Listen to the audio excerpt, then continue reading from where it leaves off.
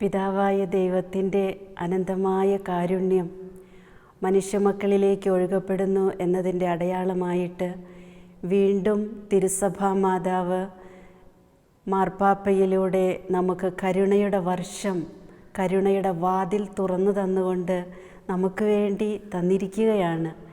ഈ കരുണയുടെ വർഷത്തിൽ കാരുണ്യവാനായ കർത്താവിന് ഈ ലോകത്തിലേക്ക് ജന്മം നൽകാൻ പിതാവായ ദൈവം തിരഞ്ഞെടുത്ത കാരുണ്യമാതാവിനെക്കുറിച്ച്, വ്യക്തിപരമായി ജീവിതത്തിലുണ്ടായ അനുഭവങ്ങളെക്കുറിച്ച് പങ്കുവയ്ക്കാൻ ഈ അവസരം ലഭിച്ചതിന് ഒരുപാട് സന്തോഷമുണ്ട്. പരിശുദ്ധ അമ്മയുടെയും യേശുവിൻ്റെയും തിരുനാമം മാത്രം മഹത്വപ്പെടട്ടെ ഈ ശുശ്രൂഷയിലൂടെ. ഞാൻ 7 മക്കളുള്ള ഒരു വീട്ടിൽ അപ്പനും അമ്മയ്ക്കും 7ാമത്തെ മകളായി ജനിച്ച വ്യക്തിയാണ്. ഞങ്ങൾ 7 പേരെയും പരിശുദ്ധ ദൈവമാതാവിനോടും വിശുദ്ധ കുർബാനയോടുമുള്ള ഭക്തിയിൽ വളർത്താൻ മാതാപിതാക്കൾ ഒരുപോലെ ശ്രദ്ധാലുക്കളായിരുന്നു. കാരണം പരിശുദ്ധ അമ്മയോടും കുർബാനയോടുള്ള ഭക്തിയിൽ മാതാപിതാക്കൾക്ക് ലഭിച്ചിട്ടുള്ള അനുഭവങ്ങൾ മക്കളെ തീർച്ചയായും പഠിപ്പിക്കുക എന്നത് ജീവിതത്തിൻ്റെ ഒരു ഭാഗമാക്കി തീർത്തവരാണ് എൻ്റെ മാതാപിതാക്കൾ. കുഞ്ഞുനാളിൽ എനിക്കൊക്കെ 3 വയസ്സായപ്പോൾ മുതൽ, എനിക്കെന്ന് മാത്രമല്ല എൻ്റെ സഹോദരിമാർക്ക് എല്ലാവർക്കും 3 വയസ്സായാൽ കുടുംബ പ്രാർത്ഥനയ്ക്ക് മുട്ടുകുത്തി ജപമാല ചൊല്ലണം എന്നുള്ളത് നിർബന്ധമുള്ളൊരു കാര്യമായിരുന്നു. ജപമാലയുടെ സമയമായാൽ പള്ളിയിൽ കുരിശുമണി അടിക്കുന്ന സമയത്ത് എല്ലാവരും പ്രായമനുസരിച്ച് പ്രാർത്ഥനാമുറിയിൽ വന്ന് മുട്ടുകുത്തി നിൽക്കണം എന്നുള്ളത് ഒരു ശീലമാക്കാൻ ഞങ്ങൾക്ക് പഠിപ്പിച്ചു തന്നത് അപ്പനും അമ്മയാണ്.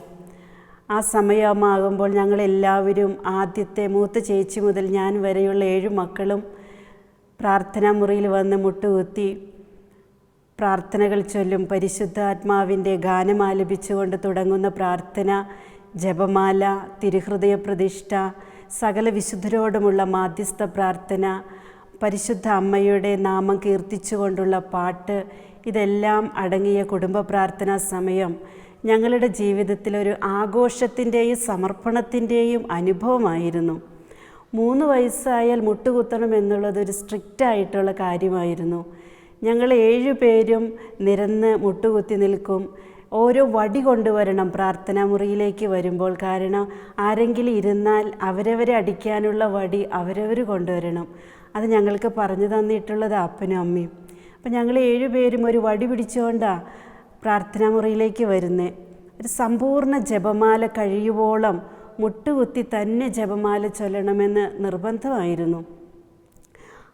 ആ നാളുകളിലൊക്കെ ചിന്തിച്ചിട്ടുണ്ട്, എന്തിനാ ഇത്രയ്ക്ക് സ്ട്രിക്റ്റായിട്ട് ഞങ്ങളെ ഇങ്ങനെ പ്രാർത്ഥിപ്പിക്കുന്നതെന്ന്. പക്ഷേ ജീവിതത്തിൻ്റെ ഓരോ കാലഘട്ടങ്ങളിലും വളർച്ചയിലും ഇപ്പോഴിതുവരെയും ലഭിച്ചിട്ടുള്ള പരിശുദ്ധ അമ്മയിലൂടെ ലഭിച്ചിട്ടുള്ള അനുഗ്രഹങ്ങൾ ഓർക്കുമ്പോൾ അതൊന്നും പാഴായിപ്പോയില്ല. എൻ്റെ മാതാപിതാക്കൾ എത്രയോ നല്ലവരെന്ന് ഞാൻ ഈ നിമിഷം ഓർത്തു പോകുക. എനിക്ക് 6 വയസ്സുള്ളപ്പോൾ ഞങ്ങളുടെ വീട്ടിൽ കുറേ പശുക്കളും ആടുകളൊക്കെ ഉണ്ടായിരുന്നൊരു കാലം. പശുവിനെ തീറ്റാനായിട്ട് ഉച്ച കഴിഞ്ഞ് ഒരു 4 മണിയോടുകൂടെ പറമ്പിൽ പോവുക പതിവായിരുന്നു. എനിക്ക് 6 വയസ്സ് തികഞ്ഞ് കുറച്ച് നാളുകളെ കഴിഞ്ഞിട്ടുള്ളെന്ന് ഞാൻ കൃത്യമായിട്ട് ഓർക്കുന്നു. എൻ്റെ 3ാമത്തെ ചേച്ചിയോടൊപ്പം പശുവിനെയും ആടിനെയൊക്കെ തീറ്റാനായിട്ട് പോയ സമയം ഒരു ഡിസംബർ മാസം. ഞങ്ങൾ ഡിസംബർ മാസം 1-ാം തീയതി മുതൽ എല്ലാവരും സുഹൃത ജപങ്ങൾ ചൊല്ലി ഉണ്ണീശോയ്ക്ക് തലയിണ, ഉടുപ്പ്, സോക്സ് അങ്ങനെയൊക്കെ ഒരുക്കുന്ന പതിവുണ്ട്. ഞാനും എൻ്റെ ചേച്ചിയും കൂടെ 1500 സുഹൃത ജപം ചൊല്ലാമെന്ന് തീരുമാനമെടുത്തിട്ട് പശുവിനും കൊണ്ട് പോയൊരു ദിവസം അത് ഇന്നും എൻ്റെ മനസ്സിൽ നിറഞ്ഞു നിൽക്കുന്നു. പശുവിനെ തീറ്റാൻ വിട്ടിട്ട് ഞാനും ചേച്ചിയും സുഹൃത ജപം ചൊല്ലാൻ തുടങ്ങി. കുറച്ച് കഴിഞ്ഞപ്പോൾ ഒരു പശുവിനെ കാണുന്നില്ല. എൻ്റെ ചേച്ചി ആ പശുവിനെയും തേടിക്കൊണ്ട് പോയ സമയത്ത് ഞാൻ ആ ഇരുന്നിടത്ത് ആ പുൽമേടയിൽ തന്നെ ഇരുന്നു കൊണ്ട് സുഹൃത ജപം ആകാശത്തോട്ട് നോക്കി ഇങ്ങനെ ചൊല്ലിക്കൊണ്ടിരിക്കുക. പെട്ടെന്ന് ഒരു ഒളിയമ്പ് പോലെ എന്തോ എൻ്റെ കൺമുൻപിലൂടെ പാസ് ചെയ്യുന്നത് ഞാൻ കണ്ടു. ആകാശത്ത് നിറഞ്ഞ പുഞ്ചിരിയോടെ നിൽക്കുന്ന സുന്ദരിയായൊരു സ്ത്രീയും കയ്യിലൊരു ഉണ്ണിയും കുറേ മാലാഖമാരും തെളിഞ്ഞു വരുന്നത് ഞാൻ കണ്ടു. ഞാൻ അങ്ങനെ നോക്കി മുട്ടുകുത്തി പുഞ്ചിരിച്ചു. പുഞ്ചിരിച്ചപ്പോൾ പരിശുദ്ധ അമ്മ ജപമാല നീട്ടിപ്പിടിച്ചുകൊണ്ട് ആ കുരിശിന് താഴെ കാണുന്ന കാര്യത്തിലേക്ക് നോക്കാനായിട്ട് എന്നോട് ആവശ്യപ്പെട്ടു. ഞാൻ നോക്കുമ്പോൾ നിറഞ്ഞൊഴുകുന്ന അഴുക്ക് ചാലിൽ കുറേ മനുഷ്യർ പെടഞ്ഞുകൊണ്ട് ഒഴുകുന്നതായിട്ട് ഞാൻ കണ്ടു. അന്ന് അമ്മ പറഞ്ഞൊരു സ്വരവും വാക്കും ഇന്നും എൻ്റെ ജീവിതത്തിൽ എപ്പോഴും ഞാൻ കേട്ടുകൊണ്ടിരിക്കുന്നതാ. മക്കളെ, പാപത്തിൻ്റെ അഴുക്ക് ചാലിൽ പെട്ടുഴലുന്ന മക്കൾ ഇതാ നശിക്കാൻ പോകുന്നു, നശിച്ചുകൊണ്ടിരിക്കുന്നു. അവരെ രക്ഷിക്കാൻ നിരന്തരം ജപമാല ചൊല്ലണം. എൻ്റെ കുഞ്ഞെ, നീ ഈ ദൗത്യം ഏറ്റെടുക്കണം. അങ്ങനെയും പറഞ്ഞ് പിന്നെ ആ ദൃശ്യം കാണാതെയായി. എനിക്ക് ഒന്നും അന്ന് മനസ്സിലായില്ല. പിന്നെ എൻ്റെ ജീവിതത്തിൽ എപ്പോഴും ഞാൻ അത് ഓർത്തുകൊണ്ടിരുന്നു, പ്രാർത്ഥിച്ചുകൊണ്ടിരുന്നു. ആരുടെ അടുത്തും പറയല്ലേ എന്നൊരു ആഹ്വാനവും ഉണ്ടായിരുന്നു. അങ്ങനെ 7-ാം വയസ്സിൽ ആദ്യ കുർബാന സ്വീകരണത്തിന് വേണ്ടി ഒരുങ്ങി പ്രാർത്ഥിച്ചു കൊണ്ടിരിക്കുമ്പോൾ എൻ്റെ മനസ്സിൽ നിറഞ്ഞു നിന്ന ഒരു കാര്യമാണ്, പരിശുദ്ധ അമ്മ എന്താ എന്നോട് ഇങ്ങനെ പറഞ്ഞ്, ആരോട് പറയരുതെന്നും പറഞ്ഞല്ലോ. എന്നാൽ ഞാൻ കുമ്പസാരക്കാരനായ എൻ്റെ ഇടവക വൈദികനോട് പറഞ്ഞാലോ? അങ്ങനെ ചിന്തിക്കുമ്പോഴൊക്കെ മനസ്സിനൊരു സമാധാനം കിട്ടുമായിരുന്നു. ആദ്യ കുർബാന സ്വീകരണത്തിന് സിസ്റ്റേഴ്സ് പ്രാർത്ഥനകളെല്ലാം പഠിപ്പിച്ച് ഒരുങ്ങി. എത്ര പ്രാവശ്യം കുമ്പസാരിക്കണമെന്ന് ഞാൻ അറിയാതെ ഒരു സിസ്റ്ററിനോട് ചോദിച്ചു പോയത് ഇപ്പോൾ ഓർക്കുന്നു. കാരണം പാപമില്ലാതെ കുമ്പസാരിച്ച് ആദ്യമായി ഈശോയെ സ്വീകരിച്ച് പാപമില്ലാതെ ജീവിച്ച് പരിശുദ്ധ അമ്മ പറഞ്ഞു തന്നിട്ടുള്ള ആ ആഹ്വാനം നിർവഹിക്കാൻ എങ്ങനെ ഒരുങ്ങണമെന്ന് എനിക്കറിയില്ലല്ലോ. അപ്പോൾ ആ സിസ്റ്റർ എന്നോട് പറഞ്ഞു, കുഞ്ഞേ, ആദ്യ കുർബാന സ്വീകരണത്തിന് ഒരുങ്ങുമല്ലേ, ആദ്യ കുമ്പസാരം ഒറ്റ പ്രാവശ്യം മാത്രം. അങ്ങനെ ഒരുങ്ങി ആദ്യ കുമ്പസാരം കുർബാന സ്വീകരണത്തിൻ്റെ തലേനാൾ ബഹുമാനപ്പെട്ട വൈദിക ഞങ്ങളെല്ലാം നിരനിരയായി നിർത്തി കുമ്പസാരക്കൂട്ടിലിരുന്നു. എൻ്റെ ഊഴമെത്തിയപ്പോൾ ഞാൻ എൻ്റെ ഈശോയെ, പരിശുദ്ധ അമ്മ എന്നെ ഇവിടെ കൂട്ടിക്കൊണ്ട് വന്നിരിക്കുക. ഒരുപാട് കറകളും ബലഹീനതകളുമുള്ള ഒരു കുഞ്ഞ് അങ്ങയുടെ സ്വന്തമാകാൻ പോകുക. അങ്ങനെ ഉറക്കെ തന്നെ പറഞ്ഞുകൊണ്ട് പാപങ്ങളെല്ലാം ഏറ്റുപറഞ്ഞതിന് ശേഷം ആ വൈദികനോട് ഞാൻ ഇക്കാര്യം കൂടെ പറഞ്ഞു. എന്നോട് വളരെ സ്നേഹത്തോടു കൂടെ വൈദികൻ തന്നൊരു നിർദ്ദേശം ഇപ്രകാരമായിരുന്നു, കുഞ്ഞേ, നീ ഇത് മനസ്സിൽ സൂക്ഷിക്കുക, ഈശോയും അമ്മയും പ്രവർത്തിക്കട്ടെ. അങ്ങനെ പറഞ്ഞ് കുമ്പസാരത്തിനുള്ള പ്രായശ്ചിത്തങ്ങളെല്ലാം നൽകി കുമ്പസാരിച്ചൊരുങ്ങി പിറ്റേന്നാൾ ആദ്യമായിട്ട് ഈശോയുടെ സ്വന്തമായി തീരാൻ ഈശോയെ സ്വീകരിക്കുന്ന ദിവസം ആഗതമായി. വളരെയേറെ സന്തോഷമായിരുന്നു. ഞാൻ എൻ്റെ അമ്മയോട് പറഞ്ഞു, അമ്മേ, ഞാൻ ഇങ്ങനെയൊക്കെ കുമ്പസാരിച്ചു, ഇനി എന്തെങ്കിലും എനിക്ക് പറയാനുണ്ടോ? അമ്മ പറഞ്ഞു, ഇല്ല മോളെ, ഇതൊക്കെ ധാരാളം, ഈശോ എല്ലാം അറിയുന്നവനാ. എൻ്റെ മാതാപിതാക്കളും സഹോദരിമാരും എന്നെ പ്രാർത്ഥിച്ച് പള്ളിയിലേക്ക് കൊണ്ടുപോയി. ഒരുപാട് ദൂരം നടന്ന് ഒരു മഠത്തിൽ വെച്ചായിരുന്നു ആദ്യ കുർബാന സ്വീകരണം. വരാക്കരയുള്ള സെൻറ്റ് മർത്ത സിസ്റ്റേഴ്സിൻ്റെ മഠത്തിൽ വെച്ച് ആദ്യമായി ഞാൻ വിശുദ്ധ കുർബാന സ്വീകരിച്ചത് മാർ ജോസഫ് കുണ്ടുകുളം പിതാവിൽ നിന്നായിരുന്നു. കുർബാന സ്വീകരണ സമയമായപ്പോൾ ആദ്യമായിട്ട് ഈശോ എൻ്റെ നാവിൽ വന്ന സമയം ഞാൻ ഇപ്രകാരം പ്രാർത്ഥിച്ചു, ഈശോയെ, എന്നെ ഒരു വിശുദ്ധയാക്കണേ, ഞാൻ അങ്ങയെ സ്നേഹിക്കുന്നു.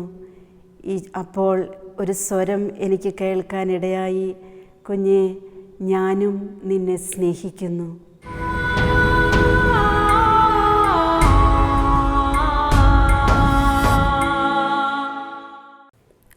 എൻ്റെ അമ്മ എപ്പോഴും പറഞ്ഞു തരുന്നൊരു കാര്യമുണ്ട്, മക്കളെ, ഞാനൊക്കെ രണ്ടാനമ്മയാണ്. നമ്മുടെ എല്ലാവരുടെയും ആദ്യത്തെ അമ്മ പരിശുദ്ധ അമ്മയാണെന്ന് പറഞ്ഞ് ദൈവമാതാവിൻ്റെ ഒരു ഫോട്ടോ ചൂണ്ടിക്കാണിച്ച് പരിശുദ്ധ അമ്മയ്ക്ക് ഞങ്ങളെ സമർപ്പിക്കുന്ന ഒരനുഭവമുണ്ട്. എൻ്റെ അമ്മയുടെ കുഞ്ഞുനാൾ മുതലേ ഒരുപാട് അനുഗ്രഹങ്ങളും അനുഭവങ്ങളും ദൈവമാതാവിൻ്റെ മാധ്യസ്ഥം വഴി ലഭിച്ചിട്ടുള്ളതാണ്. അതിലേറ്റവും പ്രത്യേകമായിട്ട് അമ്മ എപ്പോഴും ഞങ്ങൾക്ക് പറഞ്ഞു തരുന്ന, പ്രചോദനം നൽകിയിട്ടുള്ള ഒരു കാര്യം, എൻ്റെ അമ്മയ്ക്ക് ഞങ്ങൾ 7 പെൺമക്കൾ. മക്കളെയൊക്കെ വളർത്തി അപ്പൻ ജോലിക്ക് പോകുന്നു, അപ്പാപ്പനും അമ്മമ്മയും വീട്ടിലുണ്ട്. ആ ഒരു കാലഘട്ടത്തിൽ അമ്മയ്ക്ക് ശരീരം മുഴുവനും ചൊറിഞ്ഞ് തടിച്ച് പൊട്ടി അത് വ്രണമായി പൊട്ടി ഒഴുകുന്നൊരു അസുഖം ഉണ്ടായി. ഒരുപാട് ചികിത്സ ചെയ്തു, ആയുർവേദവും അലോപ്പതിയും ഒക്കെ ആയിട്ട് ഒത്തിരി ചികിത്സിച്ചു. പക്ഷെ ഒരു കുറവും ആ അസുഖത്തിനുണ്ടായില്ല. മറ്റുള്ളവരുടെ മുൻപിൽ പോകാൻ പോലും അമ്മയ്ക്ക് പറ്റാതെ വ്രണങ്ങൾ പൊട്ടി ഒഴുകുന്നൊരു അനുഭവം. അമ്മ ഒരു ദിവസം ദേവാലയത്തിൽ, ഇടവക ദേവാലയത്തിൽ ചെന്ന് ദൈവമാതാവിൻ്റെ തിരുസ്വരൂപത്തിൻ്റെ മുൻപിൽ മുട്ടുകുത്തിയിട്ട് അമ്മയോട് പറഞ്ഞു, അമ്മയും ഈശോയും കൂടെ എനിക്ക് ഒരു ജീവിതം തന്നു, 7 മക്കളെ തന്നു. അവരെയൊക്കെ നോക്കാൻ ഞാൻ ഇനിയും ഈ ലോകത്തായിരിക്കണമെന്നത് ദൈവഹിതമെങ്കിൽ അമ്മ ഈശോയോട് ഒന്ന് പറയണേ, എൻ്റെ ശരീരത്തിൻ്റെ ഈ രോഗാവസ്ഥകളൊന്ന് മാറ്റിത്തരാനായിട്ട്. വൈദ്യൻ പറഞ്ഞത് ഇത് സർപ്പവിഷമാണെന്ന, ചികിത്സിച്ചിട്ടൊന്നും മാറുന്നുമില്ല. ഞാൻ പരിപൂർണമായി വിശ്വസിക്കുന്നു പരിശുദ്ധ അമ്മ എന്നെ തള്ളിക്കളയില്ലെന്ന്. അങ്ങനെ അമ്മ അത് പ്രാർത്ഥിച്ച് കണ്ണുകളടച്ച് പരിശുദ്ധ ദൈവമാതാവിൻ്റെ തിരുസ്വരൂപത്തിൻ്റെ മുൻപിൽ മുട്ടുകുത്തി നിൽക്കുമ്പോൾ അമ്മ പറഞ്ഞത് ഇപ്രകാരമാണ്. കരങ്ങൾ കൂപ്പി നിൽക്കുന്ന അമ്മയുടെ ഈ കയ്യിൽ എന്തോ തട്ടി വീഴുന്നത് പോലെ അമ്മയ്ക്ക് അനുഭവപ്പെട്ടു. കണ്ണ് തുറന്ന് നോക്കിയപ്പോൾ നിത്യസഹായ മാതാവിൻ്റെ ഒരു കൊച്ചു പടം താഴെ കിടക്കുന്നു. അമ്മ ആ പടം എടുത്ത് മാതാവിൻ്റെ തിരുസ്വരൂപത്തോട് ചേർത്ത് വെച്ചു. ആ സമയം വരെ അമ്മ അത് കണ്ടതായിട്ട് ഓർക്കുന്ന പോലുമില്ല ആ മാതാവിൻ്റെ അടുത്ത്. അപ്പോൾ അമ്മ പറഞ്ഞു, ഞാൻ വിശ്വസിക്കുന്നു അമ്മ ഉണ്ണിയേശുവുമായി വന്ന് എന്നെ ഈ അസുഖത്തിൽ നിന്ന് പൂർണ്ണമായിട്ട് വിമുക്തയാക്കുമെന്ന്. അങ്ങനെ പറഞ്ഞ് പ്രാർത്ഥിച്ച് അമ്മ പള്ളിയിൽ നിന്ന് വന്നു. അന്നത്തെ ദിവസം വീട്ടിൽ അത്യാവശ്യം കാര്യങ്ങളൊക്കെ ചെയ്ത് പ്രാർത്ഥന കഴിഞ്ഞ് രാത്രി കിടന്നുറങ്ങി. ഉറക്കത്തിൽ അമ്മ ഇപ്രകാരമാണ് പറഞ്ഞു തന്നിട്ടുള്ളത് ഞങ്ങൾക്ക്. സുന്ദരിയായൊരു സ്ത്രീ സ്വപ്നത്തിൽ എൻ്റെ അടുത്ത് വന്നു, 7 തരം മരുന്ന് എനിക്ക് പറഞ്ഞു തന്നു. ആ മരുന്നിൻ്റെ പേര് അത് അരച്ച് ദേഹത്ത് പുരട്ടുവോളം ആരോടും പറയരുതെന്നും പറഞ്ഞു. അത് എപ്രകാരം ഏത് അനുപാതത്തിൽ ചേർക്കണമെന്നും പറഞ്ഞു തന്നു. എന്നിട്ട് ആ സ്ത്രീ അങ്ങ് പോയി. രാവിലെ ഉണർന്നപ്പോൾ അപ്പനോട് പറഞ്ഞു, എനിക്ക് ഈ മരുന്നുകളൊക്കെ ഒന്ന് പറിച്ചു കൊണ്ടുവന്ന് തരാമോ? അപ്പോൾ അപ്പം പറഞ്ഞു, എത്ര ഡോക്ടേഴ്സിനെ കാണിച്ച് വൈദ്യന്മാരെ കാണിച്ചു, ചികിത്സിച്ചിട്ട് ഭേദമില്ല, ഇനി ഇതും കൂടെ ചെയ്യണോ? ചെയ്യണമെന്ന് പരിശുദ്ധ അമ്മ പറഞ്ഞെന്ന് അമ്മ പറഞ്ഞില്ല, ഇത് ചെയ്യണമെന്ന് എൻ്റെ മനസ്സിൽ തോന്നുന്നുണ്ട്, അത് ചെയ്യണം. അപ്പം മറുത്തൊന്നും പറഞ്ഞില്ല. മരുന്നുകൾ പറിക്കാനായിട്ട് പോയി. പല പറമ്പുകളിലും തേടിയിട്ട 7 കൂട്ടം മരുന്ന് കിട്ടിയത്. ആ മരുന്നുകൾ വീട്ടിലേക്ക് കൊണ്ടുവന്നു. അമ്മ സന്ധ്യയായപ്പോൾ അത് അരച്ച് ദേഹത്ത് മുഴുവൻ പുരട്ടി. അപ്പോൾ മാതാവ് സ്വപ്നത്തിൽ പറഞ്ഞു കൊടുത്തിരുന്നു അത് അകത്തേക്കും അല്പം കഴിക്കണമെന്ന്. അമ്മ കുറച്ച് അകത്തോട്ടും കഴിച്ചു, കുറച്ച് ദേഹത്ത് മുഴുവൻ പുരട്ടി. കുളിച്ച് പ്രാർത്ഥന കഴിഞ്ഞ് ഭക്ഷണം കഴിച്ച് കിടന്നുറങ്ങി. പിറ്റേ ദിവസം രാവിലെ എഴുന്നേറ്റത് എൻ്റെ അമ്മയുടെ ദേഹത്ത് ഒരു അടയാളം പോലും ഇല്ലാതെയാണ്. Praise the Lord, Ave Maria. പരിശുദ്ധ ദൈവമാതാവിൻ്റെ നിറഞ്ഞ മാധ്യസ്ഥമാണ് എൻ്റെ അമ്മയെ ആ രോഗത്തിൽ നിന്ന് രക്ഷിച്ചതെന്ന് അമ്മയ്ക്ക് നല്ല ബോധ്യമുണ്ട്. അത് എത്ര പ്രാവശ്യം ഞങ്ങൾക്ക് പറഞ്ഞു തന്നിട്ടുണ്ടെന്ന് ഞങ്ങൾക്ക് തന്നെ അറിയില്ല. അപ്പോൾ അമ്മ പറഞ്ഞു തന്ന ആ അനുഭവവും, അമ്മ ഞങ്ങളെ പ്രസവിച്ച അമ്മ രണ്ടാനമ്മയാണെന്നും ആദ്യത്തെ അമ്മ യേശുവിൻ്റെ അമ്മയായ പരിശുദ്ധ കന്യകാമറിയമാണെന്നുള്ള ആ ബോധ്യം ഞങ്ങൾക്ക് എല്ലാവർക്കും ഉണ്ടായിരുന്നു. ആ ബോധ്യത്തിൽ നിന്നാകണം പ്രഭാതത്തിൽ നേരത്തെ എഴുന്നേറ്റ് ജപമാല ചൊല്ലി സകല വിശുദ്ധരുടെയും ലുത്തിനിയെ ചൊല്ലി ആദ്യമായിട്ട് ഞങ്ങൾ കുർബാനയ്ക്ക് പോവുക. എല്ലാ പ്രഭാതത്തിലും അങ്ങനെ പോകണമെന്നുള്ളത് നിർബന്ധമായിരുന്നു. വിശുദ്ധ കുർബാനയോടുള്ള ഭക്തി പരിശുദ്ധ അമ്മ വഴി ലഭിച്ചിട്ടുള്ള മാതാപിതാക്കളിലൂടെ പകർന്നു ലഭിച്ച ഞങ്ങൾ എത്രയോ ഭാഗ്യവതികളാണെന്ന് ഞാൻ ഈ നിമിഷത്തിൽ ചിന്തിക്കുകയാണ്.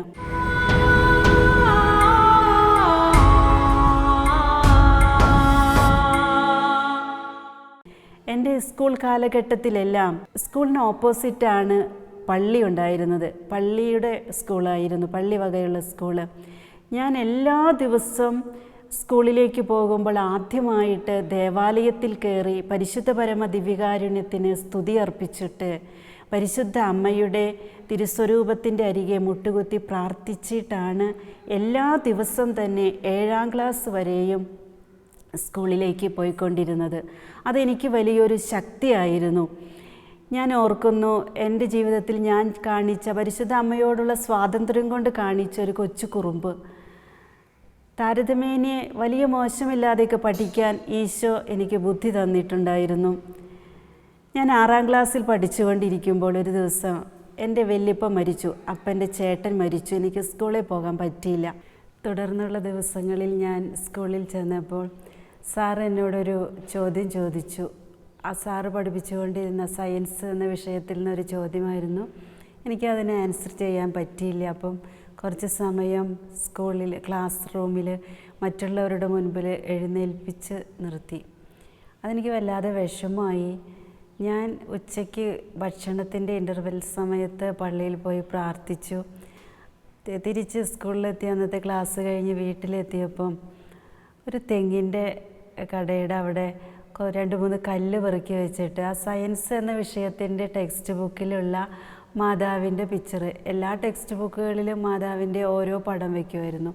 ആ മാതാവിൻ്റെ പടം എടുത്തുകൊണ്ട് ഞാൻ വെയിലത്ത് വെച്ചു. വെയിലത്ത് വെച്ചിട്ട് മാതാവിനോട് ഇങ്ങനെ പറഞ്ഞു, അമ്മേ എന്നെ കുറേ നേരം ഇന്ന് സ്കൂളിൽ എഴുന്നേൽപ്പിച്ച് നിർത്തിയില്ലേ, അമ്മ ഇനി കുറച്ച് സമയം വെയിലത്തിരിക്കുക. അതെൻ്റെ കൊച്ചുബുദ്ധിയിലൊരു കുറുമ്പായിരുന്നു. പക്ഷേ ഇത് കണ്ടുകൊണ്ട് വന്ന എൻ്റെ അപ്പൻ എന്നോട് പറഞ്ഞു, മോളെ ഇതൊരിക്കലും നീ ഇങ്ങനെ ചെയ്യരുത്, പരിശുദ്ധ അമ്മയെ വെയിലത്ത് വയ്ക്കുക, അത് വേഗം എടുത്ത് മാതാവിനോട് സോറി പറയും, മാപ്പ് ചോദിക്കാൻ പറഞ്ഞു. അപ്പോൾ ഞാനില്ല, എന്നെ ഇങ്ങനെയൊന്നും വിഷമിപ്പിച്ചില്ലേ, ഞാൻ പഠിക്കാഞ്ഞിട്ടല്ലല്ലോ, ഇങ്ങനെ ഒരു അവസരം ഉണ്ടായതുകൊണ്ടല്ലേ എന്ന് പറഞ്ഞപ്പം അപ്പോൾ എന്നെ മടിയിൽ വെച്ച് കുറേ കാര്യങ്ങൾ പറഞ്ഞു തന്നു. മോളെ നിൻ്റെ ഈ സ്വാതന്ത്ര്യം അത് ആത്മീയ സ്വാതന്ത്ര്യത്തിലേക്ക്, പരിശുദ്ധ അമ്മയോടുള്ള ആത്മീയ സ്വാതന്ത്ര്യത്തിലേക്ക് വളരണം, അത് മരണം വരെ കാത്തുപാലിക്കണം. അങ്ങനെ അപ്പനാന്ന് പറഞ്ഞത് ഞാൻ ഇന്നും ഓർക്കുന്നുണ്ട്. എന്നെ ശാസിക്കുന്നതിനേക്കാൾ കൂടുതലായി അതിനെക്കുറിച്ചുള്ള ബോധ്യം പറഞ്ഞു തന്നതായിരുന്നു. പിന്നെ സ്കൂൾ കാലഘട്ടത്തിലെല്ലാം പരിശുദ്ധ അമ്മയുടെ നിറഞ്ഞ സാന്നിധ്യവും സംരക്ഷണവും അനുഭവിച്ച കാലഘട്ടമായിരുന്നു അത്.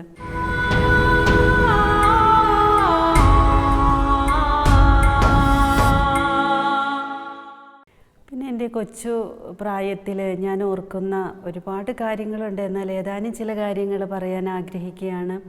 ഞങ്ങളുടെ പറമ്പിൽ നിറയെ കശുമാവ് ഉണ്ടായിരുന്നു. ഒരു ദിവസം എൻ്റെ അപ്പൻ കശുമാവിൽ കയറി മാങ്ങ അണ്ടിയൊക്കെ പറിച്ച് ഇങ്ങനെ ഇടും. അപ്പൻ എല്ലാ മാവിലും കയറിയിട്ട് വീട്ടിലേക്ക് തിരിച്ചു പോകും. ഞങ്ങൾ എൻ്റെ ചേച്ചിയും ഞാനുമാണ് കശുവണ്ടിയെല്ലാം പറക്കാനായിട്ട് കൂടിയിരുന്നത്. നിറയെ ചപ്പും ചവറൊക്കെ കിടക്കണ്ടായിരുന്നു. ഒരു മാവിൻ്റെ കീഴെ വന്ന് കശുവണ്ടി പറിക്കൊണ്ടിരിക്കുമ്പോൾ ഞങ്ങൾ അറിയാതെ ഒരു പാമ്പിൻ്റെ പുറത്ത് ചവിട്ടി. ആ പാമ്പ് പെടഞ്ഞുകൊണ്ട് മുന്നോട്ട് പോയി. പക്ഷെ അത് അതേപോലെ തന്നെ തിരിച്ചു വന്ന് മൂർഖം പാമ്പായിരുന്നു. അതങ്ങനെ പത്തി വിടർത്തി ചീറ്റി നിന്നൊരു സമയം ഞാൻ ഓർക്കുന്നു. ആ സമയത്ത് ഞാനും എൻ്റെ ചേച്ചി ഒരുമിച്ച് എൻ്റെ അമ്മ പഠിപ്പിച്ചു തന്നൊരു പ്രാർത്ഥനയുണ്ട്. മാതാവിൻ്റെയും വിശുദ്ധരുടെയും മാലാഖമാരുടെയും സംരക്ഷണ യാചിച്ചുകൊണ്ട് സർപ്പത്തിൻ്റെ വായ് മൂടിക്കെട്ടാനുള്ളൊരു പ്രാർത്ഥന. ആ പ്രാർത്ഥന ഞങ്ങൾ ഒരുമിച്ച് ചൊല്ലി അമ്മേ എന്ന് വിളിച്ചുകൊണ്ട് ഓടിപ്പോയി ഞങ്ങൾ തിരിച്ച് വീണ്ടും വന്ന് നോക്കി പാമ്പ് എന്നെ ചെയ്യുന്നത്. പക്ഷെ ഞങ്ങളുടെ തൊട്ടടുത്താണ് ഈ പാമ്പ് നിൽക്കുന്നത്. ഈ പാമ്പ് അതുപോലെ തന്നെ നിന്നിട്ട് ഞങ്ങൾ ഈ പ്രാർത്ഥന ചൊല്ലി പരിശുദ്ധ അമ്മേ എന്നുള്ള ആ വിളി കേട്ടിട്ടാകണം പാമ്പ് തല താഴ്ത്തി അത് വന്ന വഴിക്ക് തന്നെ ഇഴഞ്ഞു പോയൊരു അനുഭവം. അതുപോലെ തന്നെ ഞാൻ ചെറുതായിരിക്കുമ്പോൾ എന്നെ ഒരു കാള കുത്താനായിട്ട് ഓടിപ്പിച്ചു. എൻ്റെ തൊട്ടടുത്ത് എന്നെ കുത്തി മലർത്തി ഇട്ടു എന്ന് തന്നെ ഞാൻ വിചാരിച്ചു. അപ്പോഴും പരിശുദ്ധ അമ്മയെ കാപ്പായിൽ പൊതിയണേ എന്ന് പറഞ്ഞുകൊണ്ട് ഞാൻ ഓടിയതൊക്കെ ഞാൻ ഓർക്കുന്നു. പക്ഷേ ഞാൻ ഒരു 5-10 മിനിറ്റ് ഓടിയാലും കാളയുടെ കുത്തലിൽ നിന്ന് രക്ഷപ്പെട്ട് ഓടാവുന്ന അത്ര സ്പീഡിലല്ല ഞാൻ ഓടിയത്. എന്നെ അത്ഭുതകരമായിട്ട് ആരോ തള്ളിവിടുമായിരുന്നു മുന്നോട്ട്. പെട്ടെന്ന് തന്നെ 10 മിനിറ്റോളം ഓടിയെത്താവുന്ന ദൂരം വെറും 6-7 മിനിറ്റിനുള്ളിൽ എന്നെ എൻ്റെ വീടിൻ്റെ അടുക്കളയിൽ കൊണ്ടുചെന്ന് നിർത്തിയൊരു അനുഭവം. പരിശുദ്ധ അമ്മയുടെ നാമം വിളിച്ചപേക്ഷിക്കുമ്പോൾ അമ്മയുടെ കുഞ്ഞുങ്ങളെ കാക്കുന്നൊരു അനുഭവം ഞാൻ ഓർത്തു പോകുക. അതുപോലെ എൻ്റെ ചേച്ചിയുടെ ഒരു മകള്, ആ കുഞ്ഞ് ചെറുതായിരിക്കുമ്പോൾ അവൾക്കും പാമ്പ് കടി ഏറ്റു.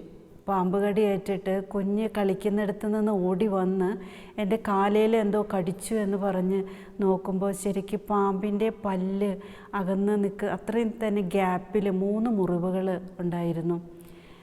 അപ്പോൾ മുതിർന്നവരൊക്കെ പറഞ്ഞു ഇത് പാമ്പ് കടി ഏറ്റിരിക്കുന്നത്. ആ കുഞ്ഞ് കളിച്ചെടുത്ത് പോയി നോക്കുമ്പം കുറച്ച് അപ്പുറത്തേക്ക് നീങ്ങി ഒരു കരിമൂർഖൻ പാമ്പ് ഉണ്ടെന്ന് മനസ്സിലായി. ഞാൻ വേഗം ഫസ്റ്റ് എയ്ഡ് കൊടുത്തു കുഞ്ഞിന്. അത് കഴിഞ്ഞേച്ചും പരിശുദ്ധ അമ്മയുടെ വിമല ഹൃദയത്തിലേക്ക് കുഞ്ഞിനെ സമർപ്പിച്ചിട്ട് കുഞ്ഞിനെ എടുത്ത് തോളിലിട്ടുകൊണ്ട് ഒരു 2-2.5 കിലോമീറ്റർ അപ്പുറത്തുള്ള വൈദ്യൻ്റെ അടുത്തേക്ക് ഓടുക. ഞാൻ ഓടുമ്പോൾ മുഴുവനും എത്രയും ദയുള്ള മാതാവേ എന്ന പ്രാർത്ഥന ചൊല്ലി ജപമാല ചൊല്ലി ഓടുന്നത്. എൻ്റെ കാലുകൾ മുന്നോട്ട് വയ്ക്കുന്നുണ്ടെങ്കിലും എൻ്റെ കാല് പുറകോട്ടാണ് വരുന്നത്. അത്രയും ടെൻഷനും പേടിയായിരുന്നു. കുഞ്ഞിൻ്റെ ബോധം ഓർമ്മ പോയി തുടങ്ങിയായിരുന്നു. വൈദ്യൻ്റെ അടുത്ത് കൊണ്ട് ചെന്ന് വൈദ്യൻ്റെ അടുത്ത് കിടത്തിയപ്പോൾ വൈദ്യൻ പറഞ്ഞു ഇത് നല്ല വിഷമുള്ള പാമ്പാണ് കുഞ്ഞിനെ കടിച്ചിരിക്കുന്നതെന്ന്. എന്നിട്ട് ചികിത്സ നടത്തി. പരിശുദ്ധ അമ്മയുടെ നിത്യമായ സഹായം മക്കൾക്ക് നൽകുന്നു എന്നതിൻ്റെ തെളിവെന്നോണം കുഞ്ഞിന് യാതൊരു തരത്തിലുള്ള അസ്വസ്ഥതകളോ വിഷം തീണ്ടിയിട്ടുണ്ടാകാവുന്ന ആഫ്റ്റർ ഇഫക്റ്റോ ഒന്നുമില്ലാതെ ആ കുഞ്ഞ് രക്ഷപ്പെട്ടു. ഇന്നും അവൾ സുഖമായിട്ട് ജീവിക്കുന്നു. പരിശുദ്ധ ദൈവമാതാവിൻ്റെ വിമല ഹൃദയത്തിന് സമർപ്പിക്കുമ്പോൾ ലഭിക്കുന്ന അനുഭവങ്ങളും അനുഗ്രഹങ്ങളും നമ്മൾ പലപ്പോഴും തിരിച്ചറിയാതെ പോകാം. പക്ഷേ തിരിച്ചറിവോടെ ദൈവത്തെ മഹത്വപ്പെടുത്തിക്കൊണ്ട് അമ്മയോടുള്ള സ്നേഹവും ഭക്തി ഈശോയോടുള്ള സ്നേഹത്തിലേക്ക് വളരത്തക്ക വിധത്തിൽ ജീവിതം ക്രമപ്പെടുത്തിയാൽ ഇന്നും ഞാൻ പറയുന്നു പരിശുദ്ധ അമ്മ ഒരു വെളിപ്പാട് അകലെയല്ല, നമ്മുടെ അടുത്ത് തന്നെയുണ്ട്.